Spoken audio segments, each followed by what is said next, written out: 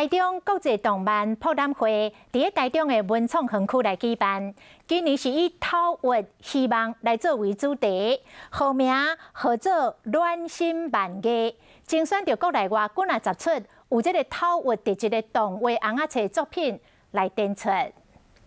几位主角盛装打扮出席第5届2021年台中国际动漫博览会，今年以治疗希望为主题，号名叫暖心万艺。今年规划6大主题，包括动漫迷公认上界好看的日本动画，以及45位台日真出名的 VTuber 带来所谓新浪潮的作品。另外，为了感谢医护人员伫疫情期间的辛苦，嘛展出台湾的医护人员的作品。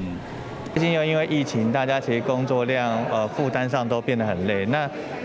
我们希望借由创作，能带给大家一种欢笑、轻松又疗愈的过程。那里面除了一些就是卫教的知识之外，其实也有分享，就是医生一些生活上面，就我们在面对病人的时候一些实际的状况分享这样子，然后也有探讨一些就是生命的相关的一些反思。 台中市新闻局强调讲，为了将这个红仔册教育好好打一个基础，这摆嘛展出2021年漫画制作工作坊其中各小学生的作品，希望讲，让更较侪人会使为这小小的动漫人才加油。